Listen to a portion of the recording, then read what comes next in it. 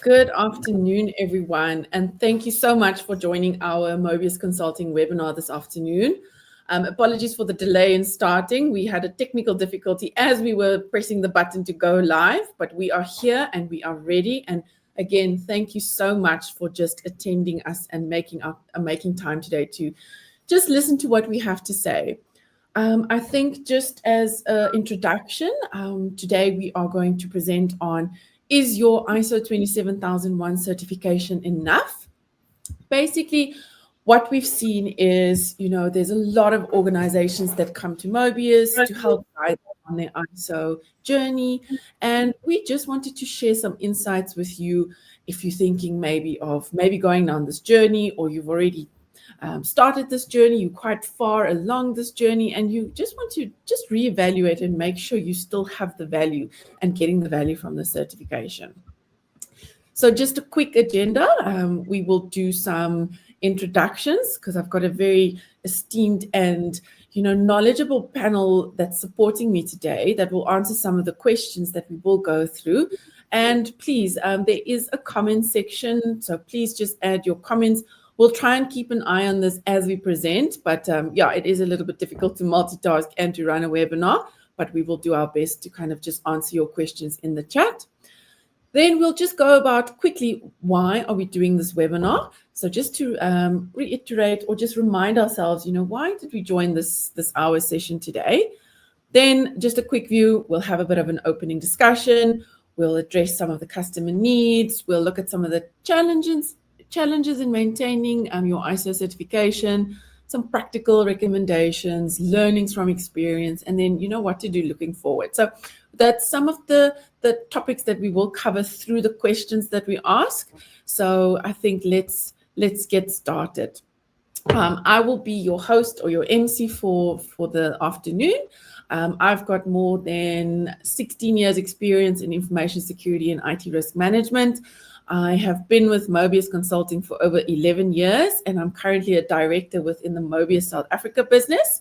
I have a keen interest in ISO 27001, and I really do like and enjoy helping my clients on their ISO journey. With that, I've also got Big Four audit firm experience, and that kind of sets us up in that, or myself, in that risk management frame of doing things and thinking. So that really helped me with my kind of journey to date. Then we also joined by Chanil. He's a senior managing consultant and our overall information security service line leader. He also has a very keen interest in ISO 27000, and it's really something that he loves doing, and his experience just shows with the number of clients that we've actually helped get certified and over the line. We also do believe in building lasting relationship with our clients. It's not just about selling our work or just, selling our services. We really want to build a relationship and understand your business, because that's going to make your ISO journey so much easier in the long run. Then I'm also joined by Robin. She's also a managing consultant in the UK practice. So she's got over 10 years experience in information technology, InfoSec, and information risk management. With her experience in cyber and InfoSec framework, she really does bring a wealth of that governance view as well to their clients.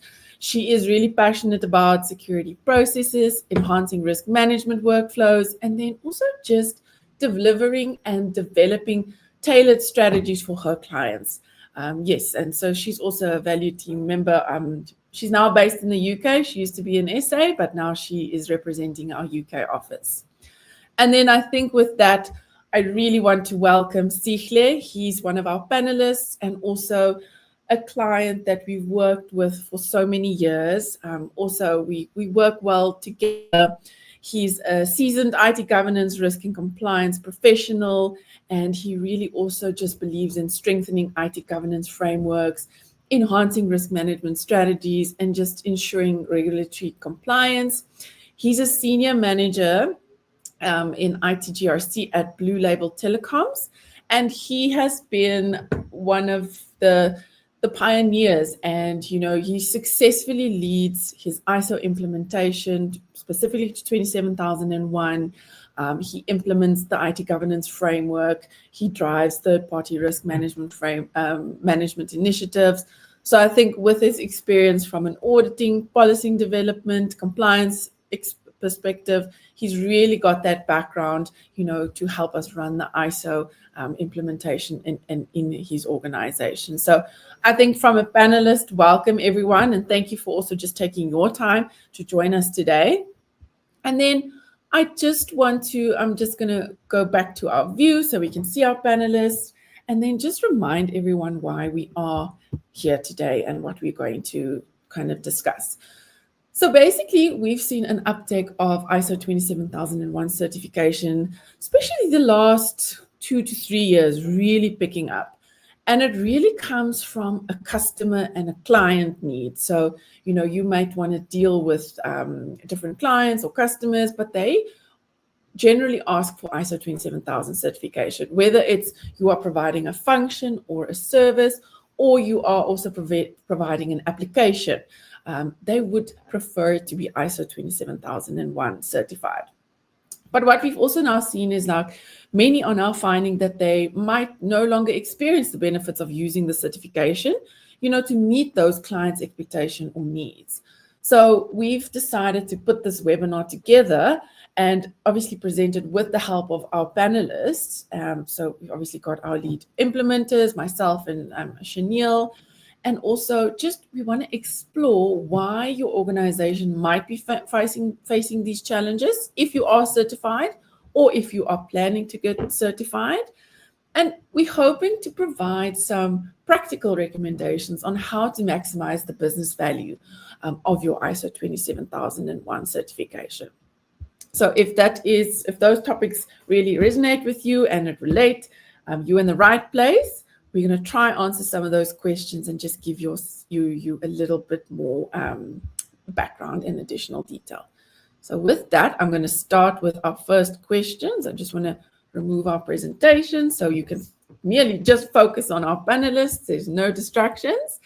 But yeah, I think so. Just to kick off, just to open the discussion, I'm going to ask you, Sihle, if you can answer our first question. So obviously coming from a client and you've started your journey a few years ago and you're quite mature in your journey, why do you believe, or what do you believe are the key business benefits of gaining an ISO 27000 certification? And do you think those expectations are realistic? Well, that's cool. Thank you for that question, Yolandi. So definitely, there's lots of benefits in terms of gaining your ISO 27001 certification. In my experience, one of the benefits has been, gaining a competitive edge and differentiation by demonstrating, security control maturity through a certification. Another one is obviously an enhanced security posture, because ISO 27001, follows a systematic, approach and process in terms of how we identify and manage our information security risks.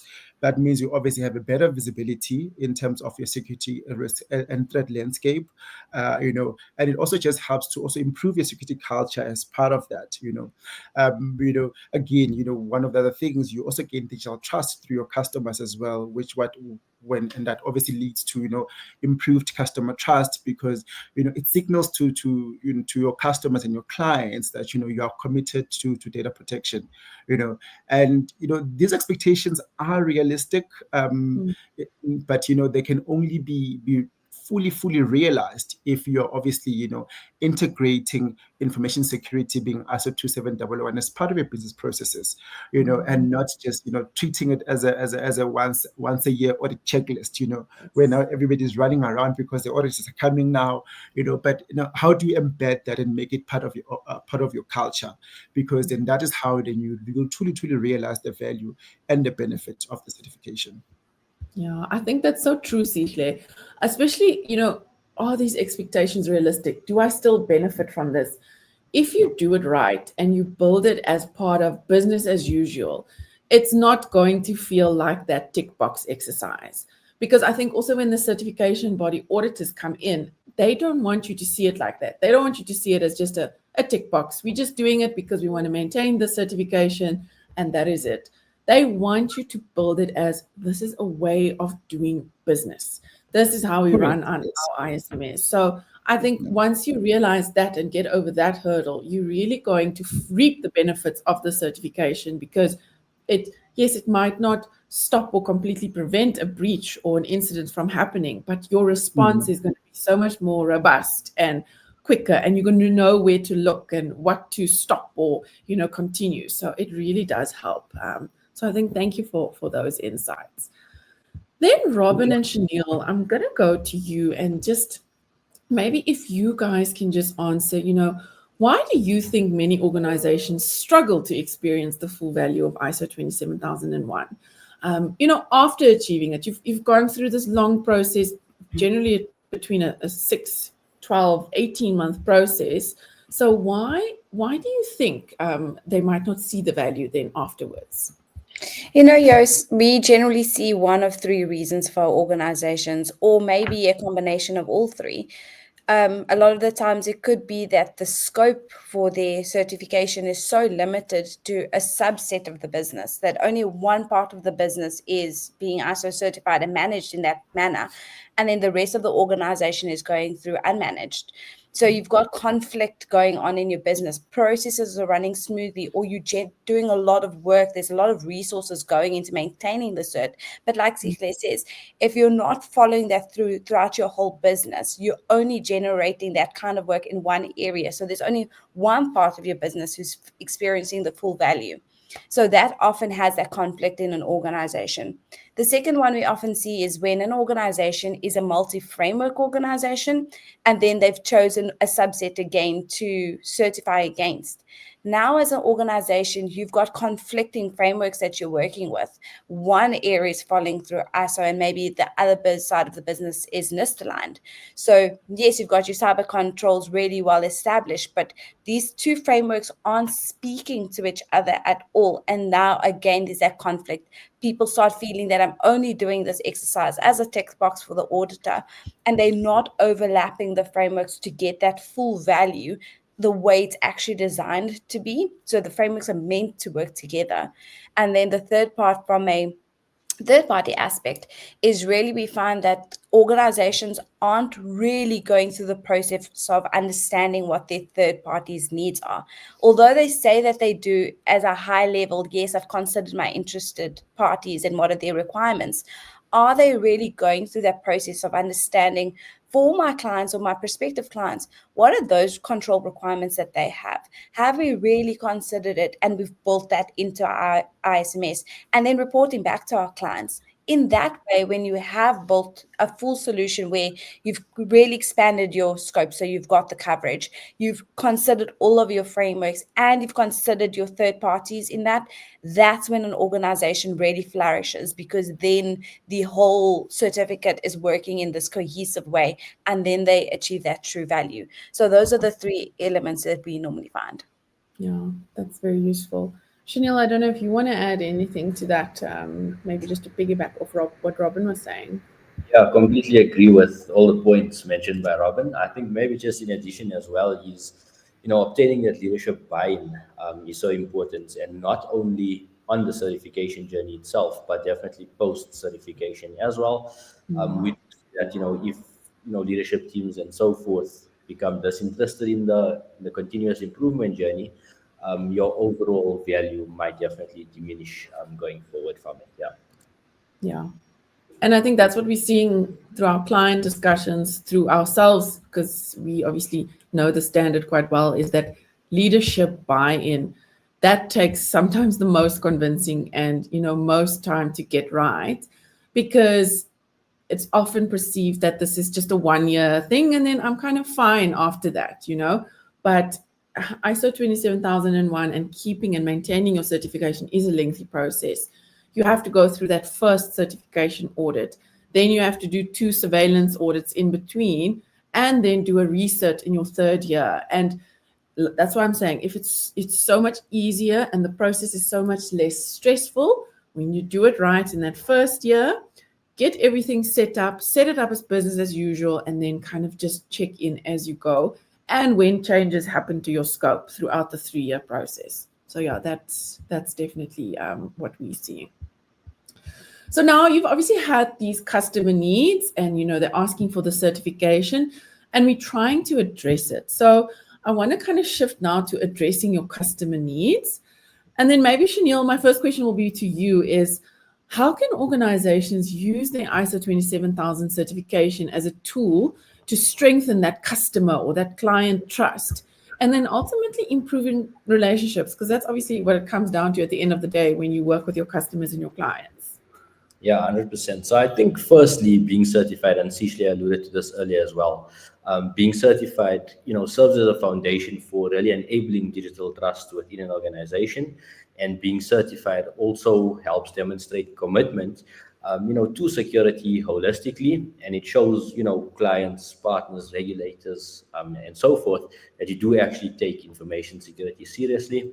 I think in addition, being certified, can definitely lead to enhanced brand reputation and competitive advantage, as well as organizations want to do, or customers rather want to do business with organizations that do take information security seriously. And I think finally as well, being certified does open doors to additional business opportunities. Yolanda, you mentioned earlier that we've also been seeing an uptake in ISO 27001 certification requests. And that's really because, these customers have the requirement to actually have the organizations they're dealing with actually certified. And it then also comes down to providing tangible value, right? So the cost of actually going on an ISO 27001 certification journey or the benefits of that far outweighs the actual, cost of implementing and maintaining. Yeah, definitely. And then maybe to you, Robin, for organizations that they're thinking of pursuing ISO 27000 certification, primarily to meet customer demands, what steps can they take to ensure that the certification delivers this ongoing value beyond the compliance? Yeah, I think what Chanel suggested as well is that when you are certified, you are already showing your customers that you are committed to information security. You don't take this journey lightly. So that already does bring in that trust element for your customers. But if you really wanted to expand on that, it's in the framework, is really to consider your external interested parties, going through that due diligence, understanding their requirements, going through their frameworks, looking at doing a continuous review of your contractual obligations. What is in your SLA? What is in their security questionnaires? Understanding what kind of controls they require, and then reflecting that into your controls catalog. 27,002 is supposed to be a baseline. It's supposed to be added to it. So you taking what your customer needs, building that into your catalog, and then reflecting it back to them, showing them the statement of applicability, showing your customers, this is how we've considered you within our journey, so that we're ensuring that in our supply chain, we're strong. This is how I've considered you. This is why I want you to maintain our partnership. And I think as a customer, if somebody presented that to you to say, this is why we want to strengthen our relationship, this is everything we've done to improve our security based on your needs, which customer wouldn't want that? Yeah, definitely. I think it's just, like we said, relationships are definitely built on trust. And, it's not just that trust in a person, but it's that digital trust. Obviously, I'm working with your information, I'm processing your data, and digitally, you can also trust me as a partner and a client and a supplier, that I will take your security needs, my security needs, and your data requirements into account as well, and not just get the certification for the sake of saying I've got a certification. There's an actual need and use that you actually use the certification for. Then I think maybe Sihle, to bring it back to a practical, what you can share with other clients and organizations. Have you used your certificate to improve customer trust from your organization perspective? Yeah, definitely. So we use our certification mostly in customer onboarding and, the annual due diligence assessments, and in our experience, what it's done is it's obviously helped to, one, obviously demonstrate that, we take information seriously, and just also demonstrate our control maturity in that, we've got somebody who's independently validated, our ISMS in its entirety. And obviously then he said, we are operating, adequate and effective controls as a result, and I think one of the key benefits as part of that, in terms of how we are addressing their needs and their requirements from a data protection perspective, is that it's helping to reduce the time we're spending in these assessments, because, one of the key things, because ISO27002 as a control catalog, has a myriad of controls. What we see is that most of these assessments include most of the security controls. So the moment you show your certificate, it drastically reduces the time. One of the key things that might require then is, some proof of some of the additional controls. But literally, in my experience, most of the assessments we've done, just producing the certificate has helped to to give that that tick box to say, as an organization, you are compliant in terms of security, and your controls are operating as effective as they should. Okay, yeah, I think that's good insights to share, because I think we do sometimes get a mixed message. Oh, we went on this ISO 27001 journey, but we still have to fill out 1 million questionnaires. So it's nice to also just get that feedback to say, yes, we still fill out questionnaires, but the time taken to do these questionnaires have been reduced significantly. So it's not that it completely puts it aside, but it just gives you a little bit more, time back, and, the value that you have from the certification. That's when you actually see it. Yes, obviously, along with, you've got all the controls, that also just makes your environment a lot more secure, and everything is a little bit more structured, and where everything is situated, and where, you kind of have all of these controls in place. But it's also, at the end of the day, we just want to save time. We are busy. We've got so many things in our portfolios that we want to manage. And if this is one thing that can help us just make that process a little bit shorter and a little bit easier, obviously, we obviously want to invest in that and go on this ISO 27000 journey and get certified. No, definitely, from a regulated industry perspective, because there's obviously various regulatory bodies that are now requiring these financial institutions to understand that third party security requirements, and how that obviously inputs into their third party risk landscape. One of the things that these guys are looking for now, it's they want the certification to say, okay, how robust are your security controls, and how can I trust that the security controls are working as well as they should? Because not only am I requiring this for my business objectives, but I'm also requiring it from a reg compliance standpoint. So we now you're now ticking requirements as you go along, where we have a fruitful business relationship, but also legally or from a compliance standpoint, we're also operating within the bounds of how we are regulated as an industry. Yeah, and I think maybe just to add on, one thing that you said is, what we're getting a lot from our clients or potential clients is that some of their customers are even reluctant to do business with them until they get the certification. And, then they kind of onboard us, and then they realize, it is quite a lengthy process to get certified. So where we can also help with that is, let's start the journey. And then what we also sometimes do is, we do also issue a kind of a letter of intent to say, listen, we know this is a long journey, but this client or this organization has now onboarded with us, and they are committed to start this journey. Maybe that's just a little bit of more assurance to your potential clients or customers to say, listen, you are going to start this journey. It's going to take some time, but we will get there at the end. So I think it's good just to, because you, at the end of the day, you also don't want to lose business, or you don't want to lose relationships that you took so long to build because you don't have a certification.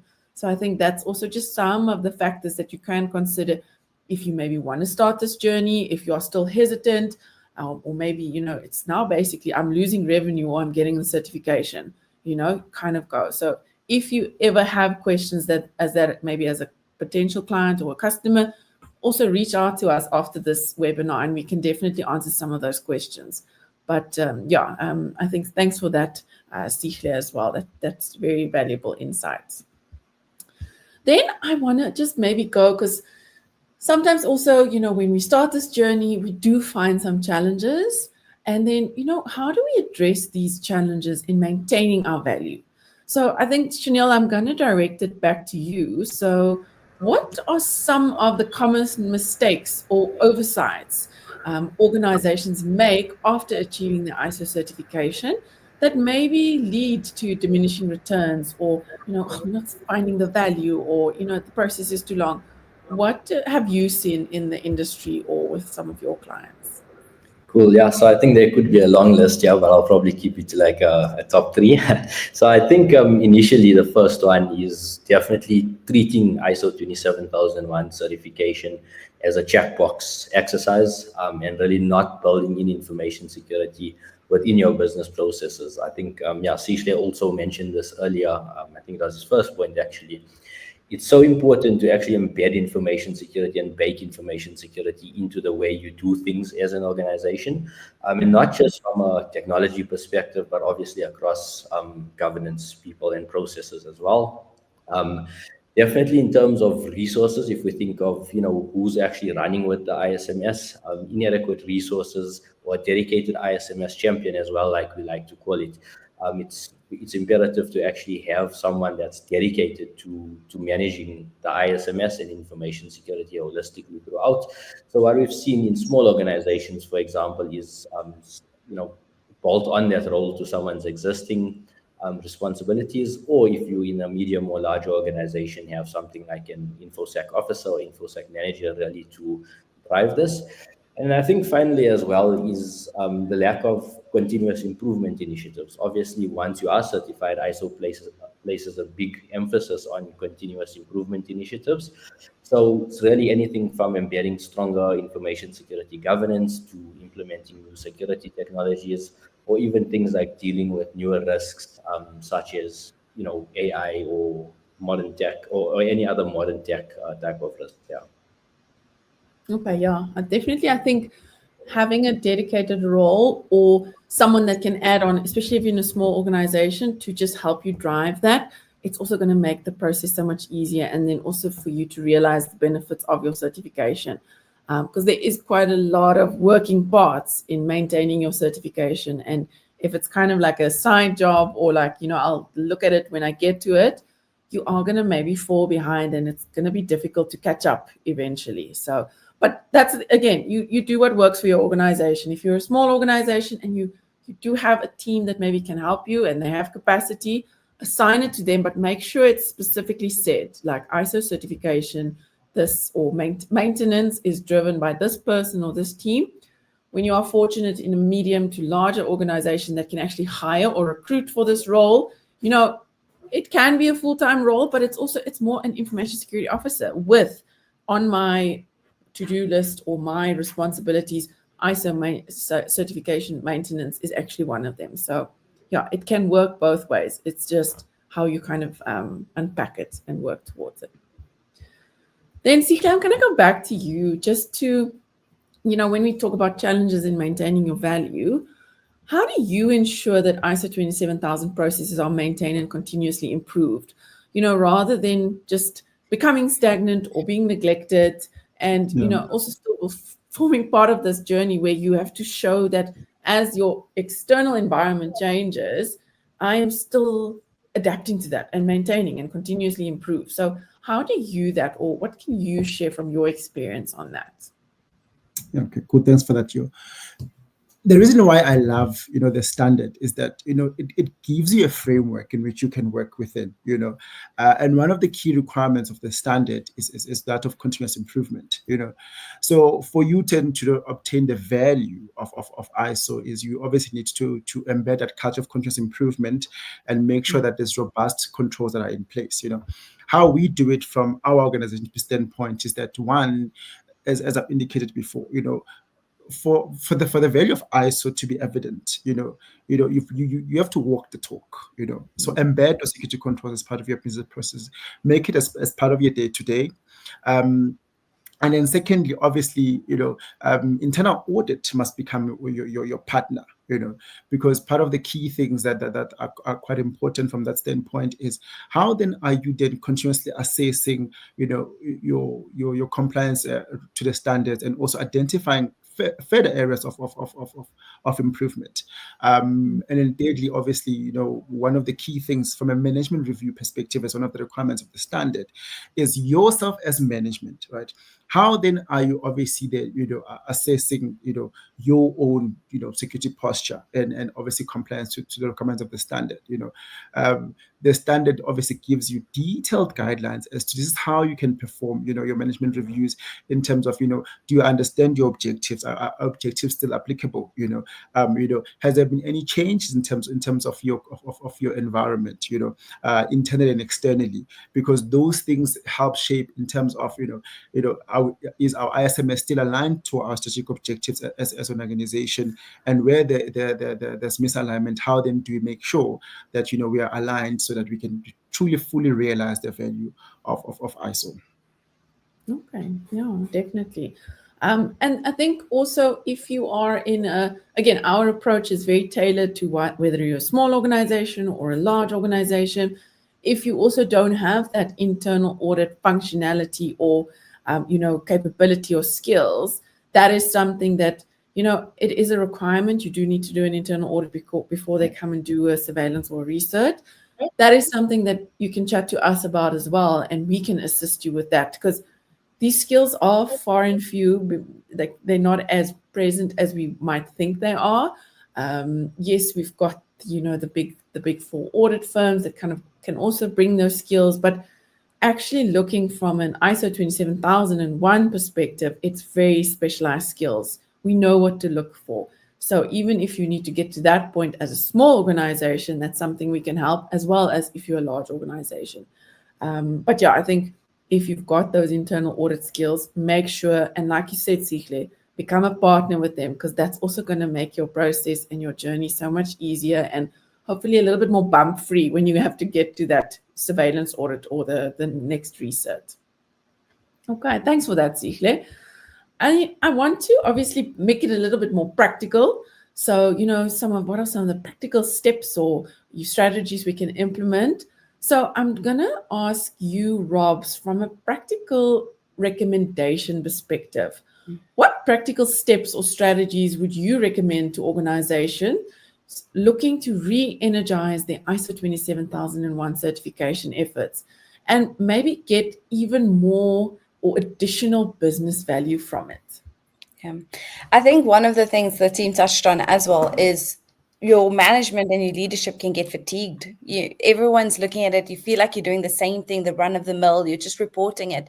But it's really to reframe what ISO is in your business from just a security project, which often that's the lens that we have, but it's actually a business enabler. So as a security team, it's something that we need to be strong on, is to start driving our efforts and showing the business value that getting ISO certified wasn't just a security project. You've created new processes, things are streamlined, you've moved towards operational resilience, you're building more customer trust. And in that, you're enabling business and your business objectives even further. Then looking at elements like your client the risk assessments and the reviews, show the time reduction in that. If you've got a standpoint from previous times of doing the risk assessment, maybe it took you weeks.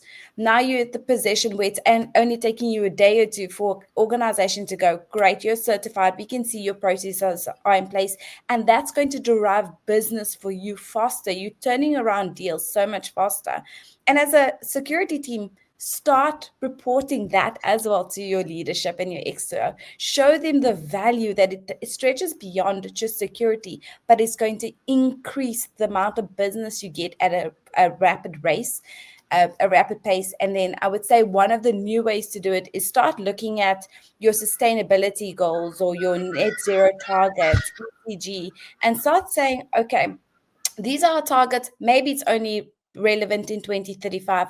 What can we start doing now? And as a security team, you can bring in your green IT. You can bring in your secure disposal of media controls and show how you're utilizing those controls to meet those targets. So again, it's not just security as securing vulnerabilities and making sure that everything is secure, but we're adding to the business. This is a continuous goal. I think one of our clients is really good at that. They really make security publicized in their business, not just the effort involved, but the wins. It's really hard sometimes with security because you're not going live with a great project that's going to bring through revenue and everyone cheers for you at the end of the day. Security, you win by nothing happening, you know? So sometimes you don't get that value and that benefit from the team. So start reporting on things that people want to see. Yes, the deals got closed faster. Yes, we're moving to sustainability targets. Yes, we are getting more customer trust. Those are the elements that you can, and through those processes, you will revitalize the security goals and people will see more value. And again, even if you have to include some gamification into it, try and bring security on the fun side so that it doesn't have this view that everyone thinks it's just this tick box exercise. And I think when organizations can move away from that narrative, they really start to thrive because people do it with intent and they want to be part of it. So that's what I would do.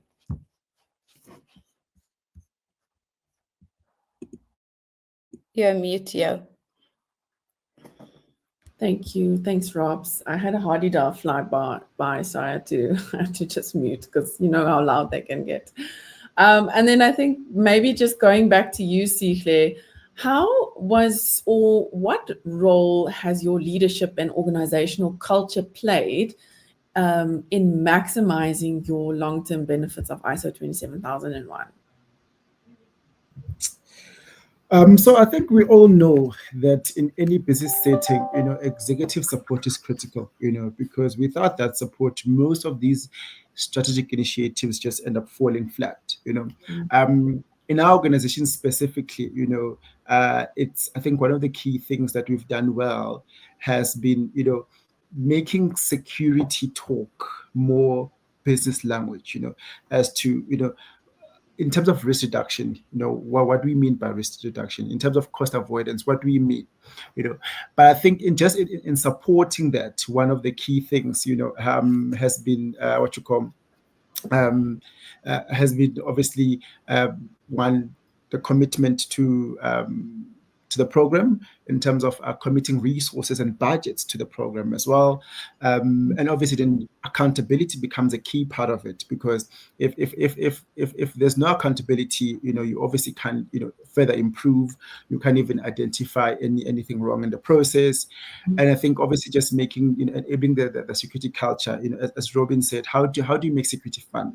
In terms of your training and awareness, the gamification in terms of how you roll out your security training that gets the users engaged, and feel that, okay, actually this is more interesting, and also make it more relatable as well to the users as well. And I think also one of the other key things is also, which is a big thing, the strategic alignment between our ISMS and our organizational goals. Because if that alignment is not there, that's where we lose that true value. So that's what we've obviously done to make sure that we are aligned in terms of our ISMS. Yeah, that is quite insightful, and that does make sense.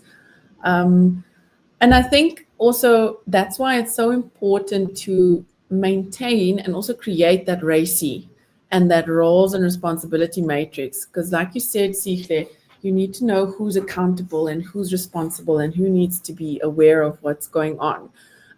If it's one thing that it just provides when you go for your certification is just getting that structure, and you get that with the RACI and with the leadership buy-in, and it's a culture shift. It's information security by design. It's building InfoSec into everything you do, with sometimes actually even without realizing it.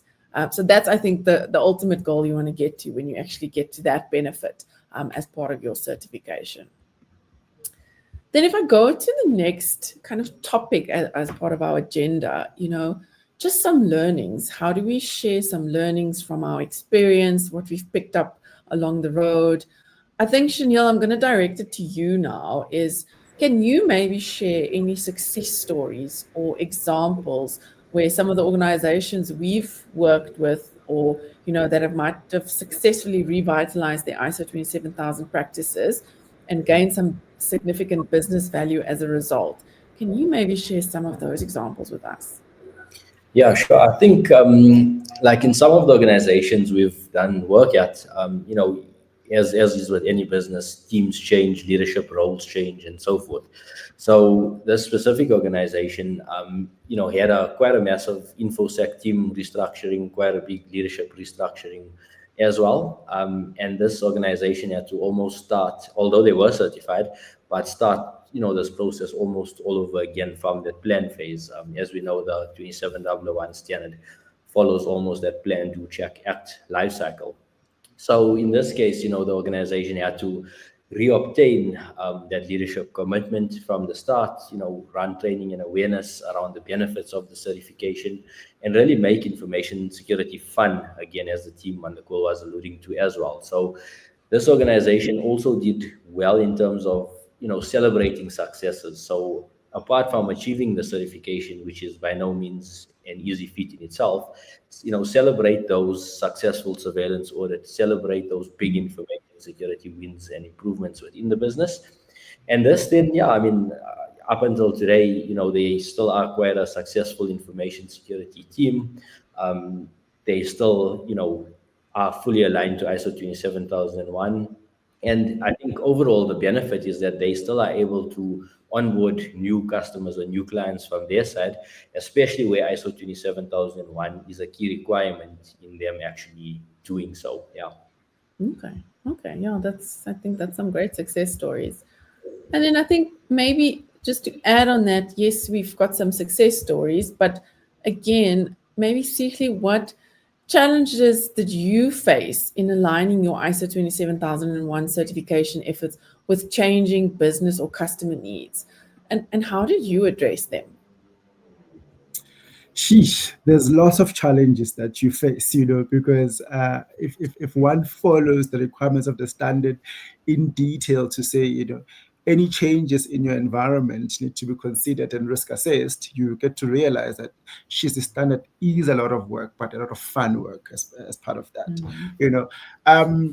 I think obviously as an organization that is obviously through its digital transformation journey, there's a lot of considerations that we've obviously had to consider as part of, how we obviously transform organization, but also as you alluded earlier, considering the security by design principles as part of this journey. And I think those has been one of the key challenges as to how then do you convince the project teams or some of the senior management and the likes to consider security as part of the process and not necessarily consider security as a hindrance. And it's obviously how we've overcome that is obviously through awareness and education, and obviously then speaking to these are the requirements of the standard. And this is how, when we design a process effectively, it helps us obviously to achieve our objectives and just avoid a lot of issues later on in the process as well. So how we've obviously gone through that is creating that culture of awareness, creating a culture where risk assessments are a key component of any strategic business initiative, to say what are the key risks from an information security perspective, what are the key considerations that need to be put in part of that, and what are some of the remediations that we need to learn, we need to ensure that are part of the process, and how we're going to track those. Because I think one of the key things that becomes important, especially more from a surveillance perspective, is when the auditors come through, what they want to understand is that how well do you understand your environment, and how well do you understand your company's objectives, and how it relates to your compliance with the requirements of the standard, and the security, your risk assessments help you be able to answer that confidently and demonstrate your control compliance. And again, I think the maturity of your processes as well, when you can clearly state, say, this is where we were, this is how we understood our risks, and this is how we've obviously address our risks, and and this is how we've obviously maintained our certificate, or maintained compliance with our certification as part of the process. Yeah, I like what you were saying about, having that this is where we are, or this is where we were, and this is where we are right now, because that's a perfect example of documenting and maintaining and ensuring you show that continuous improvement.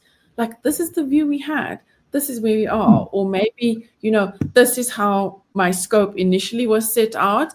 And after like my first recertification, I've actually expanded it, and it actually makes more sense for my organization now. Because that's the one thing we definitely advise our clients. If you're starting this journey from fresh, start your scope small, because you don't know how much you need to include or exclude. And it's much more easier to kind of maintain that, or that initial setup, than starting with a huge scope that it's just going to get confusing in the long run when you actually need to get certified. So yeah, that's some great insights. Thanks, Sihle. Well, we're almost nearing the end of the webinar, so we've got 2 or 3 more questions. I think with that being said, I want to just maybe focus on looking forward. So, there's obviously a lot of terms going around, AI, all of these new modern tech, and how, the environments have changed.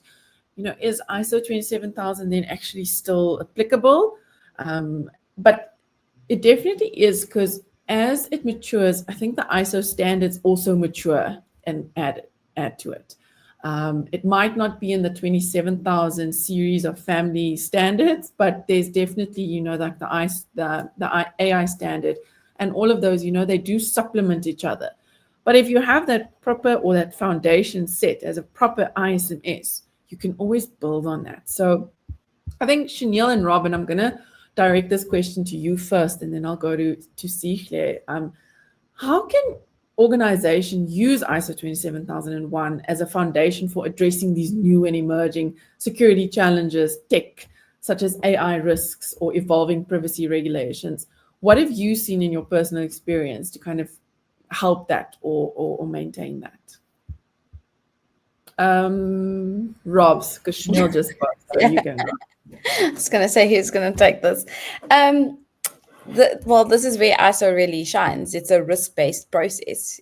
Start with identifying your risks and assess them. It's what the whole framework does really well, is really looking at it and understanding your risk, assessing it. And that's why, like Sihle says, is that risk assessment process, knowing your organization, like understanding what those risks are, how do they impact you, going through the process. That's what ISO is designed for. Then there are controls that might supplement it, but you need to know what you're looking at from a threat landscape first, and then you can assess it, and then that will lead you to your answer, and that's why ISO works so well. Okay. Yeah. Cool. Maybe just to add on that as well, Robs, I completely agree with what you said, but also not to look at information security, AI, and privacy in silos. With the introduction of the 42001 standard, which is obviously AI focused, and 27701, which is the privacy focused standard, it becomes, or these standards practically bolt onto the 27001 standard. So if you have ISO 27001 certification already, this already is a great base to enable, what we refer to as integrated management systems as well, which include security, privacy, as well as AI. Yeah. And again, it just makes that landscape look so much more robust. And you can always say, if a question pops up, or if there's an incident, I'm supported by best practice regulations and standards, and this is how I base my thinking. And again, it's not a tick box exercise, it's how you actually build it in. So just in wrap up with our last question, Sihle, I want to just put it back to you. What would you say to organizations that view ISO 27001 as a one-time goal rather than an ongoing best practice? So what's your advice, your one-liner you can maybe, just advise other organizations that might be considering it, they are still on it, and they're rethinking, do we need to go through a recert again after 3 years? What is your kind of advice for organizations? My first advice would be contact Mobius. I think not that I think, I know for sure that, everything comes down to, education and awareness, and once you understand what the benefits of the standard are, and obviously then relating that back to what are your organizational objectives and where is that alignment between, what the standard can do for you and what you require as an organization, that as a starting point, forms a good basis as to how you obviously sort of, mature from there. And again, it's if you're viewing it as a one-time activity, then you are then really not going to gain the value from the standard. It's about viewing it as best practice, about viewing it as a way for you to continually improve as an organization. It's about viewing it as a way for you to mature your control environment and align to best practice and make sure that, information security and data protection becomes the core of what you do as organizations, because we obviously, we are existing in a technological landscape that's changing every single day, and information security has become such a critical component of part of that landscape. Then the question then becomes that as an organization, if you exist in this landscape, what are you doing about information security? And if you're not doing anything about it, then start considering to actually then, what is it that I can do better? How can I improve? Because if you want to achieve digital trust, if you want to achieve, competitive edge, if you want to achieve, that customer trust, this is the first step. This is how you go about it. Okay, fantastic. Thank you so much, Sihle. Thank you so much, Robin and Chanel. I'm going to quickly just add the presentation back. I think thank you everyone for making time and joining us today. We did keep an eye on the comments. I couldn't see any chats or any comments, but what we'll do is we'll obviously consolidate in all the platforms, because it was on LinkedIn Live and quite a few platforms. We'll consolidate that and then obviously add it with the recording. But if you've got any questions, please contact us. So if you want to contact Robin, she's based in the UK. If you're a UK organization, please screenshot this and you can reach out to her. And then if you are based in South Africa, you can reach out to Chanel and myself. But I think the biggest thanks we want to just give to Sihle is just sharing practical advice and knowledge for someone that has gone through this grueling process and actually made it out successful.